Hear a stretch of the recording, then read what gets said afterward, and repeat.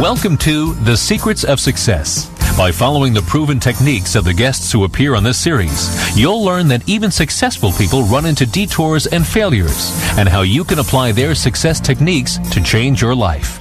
You are now listening to the most unique show on radio, the show dedicated to making you a success. A small change can lead to sustainable results if you follow the advice of Susan Solovic, author of The 1% Edge. Susan, thanks for being with us. Oh, thank you. It's my pleasure. Susan, you've written a book called The 1% Edge, and I know right from the beginning you say we rely on past performance and we get into lulled into a false sense of security. But isn't that almost natural? Like, if someone says duck, we fall to the floor or put our head down. Wouldn't that be the most normal thing to do? Past results, if it's working, let's stick with it. Well, certainly that is a normal reaction, no doubt about it. But in today's environment, the world is changing so rapidly that if you're looking backwards, you're missing what's in front of you. Okay. So you've got to be constantly looking at the horizon and focusing on the future rather than looking behind you. And it's a hard discipline to learn because we are taught to look. And, most of us have this idea, hey, if it ain't broke, don't fix it. But my mantra in this environment is, if it ain't broke, you better start fixing it anyway. And I know it resonated with me. You had another sentence in there. You said, if you're marching in place, you're actually moving to the rear. And I said, that kind of sounds like me. I better keep reading this book. So I guess that's most of us. We think it's going well, whether it's a law office, a plumbing company, or a restaurant. But we really better start looking that we're not slipping behind and then we get too far behind. Well, that's true, and it's amazing that a lot of companies, and it's by the way, this is a malady that happens to small businesses and big companies, but they're going along and things are going good, and then suddenly they're blindsided. So you run around, like I say, it's like the Keystone Cops saying, oh my gosh, we got to do something. And the research shows that fewer than 10% of companies that find themselves with their backs against the 8 wall like that actually are able to pull through. So that's why it's so important that you not allow yourself to get complacent. The saying is, you can either maintain the status quo or you can be focused on status grow. I like it, and those are some of the reminders. Now, can you give us an example, because I know this really hits home and you have it in your book. Companies well-known, their names would resonate with us up to a few years ago, and they failed to change, so they're kind of disappearing. That's right. If you look around you, only 71 of the original Fortune 500 companies exist today, but it's happening more rapidly than ever before. And if you just think about some businesses that you really like, one for me is the company called Linens and Things. I used to love going there, and then it just disappeared. And I get people thinking about, what is it that caused that to happen? It's not that they had a bad product or service. It's just that they didn't make the adaptations and the right strategic business decisions in order to keep their doors open. One of our local electronic companies had a great commercial a few years ago. They just put their name up on the screen, and they kept saying, they come and they go. They come and they go. And they would flash up their competitors that used to be around but are no longer around. And there were quite a few of them. And you started to say to yourself, wait a minute, if they're still here and everybody else is gone, there's a reason that the guy making that commercial is still here. They must be either good or inexpensive or well-run or, have a good corporate culture. So, and of course, that was probably 15 years ago, and they're still around. So they're doing something right. That's a great story. And I think one of the things that smaller companies have in their favor in this environment is we can be more agile and flexible.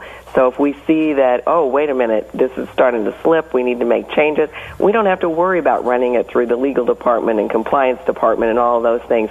We can turn on a dime. But the other thing is, even though we're living in a very high-tech world today, people still like that high touch.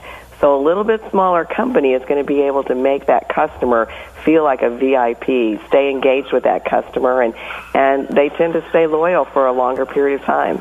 That makes us feel good, too, because most of us are part of some smaller operation, or maybe even as a sidelight, we run a small landscaping venture or, a side company that we're dealing with.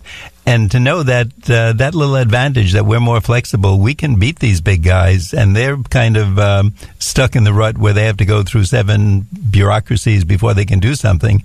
We can make the change by snapping our fingers or tomorrow morning. So right. You're giving us a lot of hope.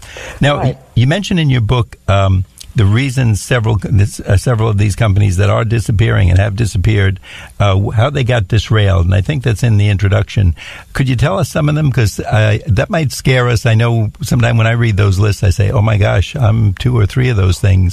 I better start making a change. Well, I think the biggest one is that you get stuck in that bureaucratic thinking, and this is the way we've always done it, this is the way it's supposed to be done. I know you've probably heard a lot of times people make suggestions, and I hear people say, oh, that'll never work, oh, that doesn't work in my business, or that doesn't work in our industry. Well, how do you know it doesn't work? Did you ever really try it? And the way markets are changing today, you never know. You don't know what you don't know. I think the other thing is companies fail to seize the window of opportunity. They get so focused on what they're delivering and how they're delivering today that they don't see new opportunities that are welling up around them. And so when they finally do see them, someone else has beat them to the market, and they're always scrambling, running behind, and it's usually too late. We saw that happen with Xerox Corporation. They actually invented the first real personal computer, but they were really focused on the copier market, dominating the industry. And then suddenly a competitor, these Asian companies, started coming in with copiers that were less expensive, etc. And Xerox got so caught up trying to fend off the competition in that business that they just lost the opportunity to seize the personal computer business. So I think that's a great example.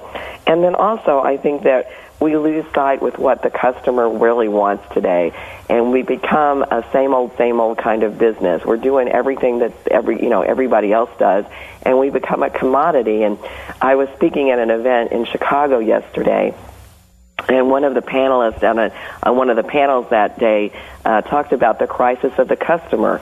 And what we have now, as you well know, I mean, you're on the podcast and you've got on the internet and all of that. Customers today, they're reaching out, and they probably know more about us and our business than we know when they come to do business with us. They've got customer reviews, they've got all sorts of research, they've got social media. And so, but do we really listen to what the chatter is going out there? What's the void in the market? What are people saying? How can we enhance not only our product and service, but the way we deliver it to our customers? So I think those are some real key things. You definitely have some great thoughts there, and I think it's scary to many of us because if anybody else is like me, it's like, wait a minute, that's me, that describes me, uh-oh. And I think that's why we need your book, The 1% Edge, by our guest, Susan Solovic. Susan, can you tell us where the book is available, and if there's a website where we can learn more? Certainly. Well, it's available at all online resellers like Amazon and Barnes & Noble, of course, in bookstores as well. But it's also available on my website, SusanSolovic.com. And Solovic is spelled S-O-L-O-V as in Victor, I-C, SusanSolovic.com. Easy enough to remember, and we'll ask you for that information later on in the show. So if our audience didn't get that down, one of the great things I think about your book, too, this is not just for corporate leaders, or you don't have to be in a company of 25 or 2,500 or 25,000. This can be the local accounting office, the plumbing company, the architect down the block, or the florist shop. For anybody, if you take heed of this book and it's an easy read, you can really get the jump on the competition and at least not be marching in place, which, as Susan said, is going to put you in the rear very shortly. Susan, what's different about your approach in the 1% Edge? Well, I think my approach in the 1% Edge is really all about looking at innovation, not from being, disruptive, crazy, oh, wow, we're going to change this entire industry. It's about the small changes that we can do every single day in all aspects of our business that keep us just ahead of the curve. Water is very hot at 211 degrees. At 212 degrees, it's boiling. So that 1% difference makes all the difference in the world. And so I have a process, it's 6 steps, and basically, you start with step 1, you go through all the other processes, and step 6 is repeat from the beginning. Because you've got to constantly make this a part of your business operations, and it helps companies build innovation into their DNA. So, Bill, you're absolutely right. It is just as effective, maybe even more so, for a smaller organization than it is for a big company, because, as I mentioned, it's very hard for those big companies to really implement those constant incremental changes. And Susan, I was talking to a friend who really makes me look like a change master, because I don't think he's changed anything since the early 1970s. And I asked him, I said, suppose your doctor took that same view, and the operation that they can do today in 20 minutes or maybe painlessly 50 years ago was something that kept you in the hospital for 3, 5, 7 days, and was often filled with a lot more pain. And I think when we look at it that way, we realize that things are changing. The way the medical profession is going, it's changing, and that's a good thing, and we're all happy with that. But, we're all going to have to do that. Right. No, I totally agree. It's not only from how fast we can deliver things to market, but also I think that the fact that we have technology in our favor, because when I was speaking to this group yesterday, I was saying, it used to be, and I was in the marketing and PR agency business. I had my own agency, and gosh, you had to compete to get radio time and television time and print, and you were competing with the big guys. Now, a small business, right out of their second bedroom, can become a publishing warehouse and reach a broad marketplace and get their message out there. So I think that makes a big difference, too. Now, Susan, you said the 1% Edge is basically a series of questions. Can you introduce us to that and tell us what those questions are? Sure. So you start off by stepping away from your business and really reflecting on it. And this is where you have to put your ego aside and ask the really, really tough questions that you probably don't know the answers to. You may not even want to ask those questions. But you look at things like, if we weren't doing business this way today, would we continue doing it? What opportunities are out there? How's the market changing? What about the demographics? What about legislation that might affect our industry, or technology? Or what are those little competitors out there that are little crickets right now that could really come in and affect the way we're doing business?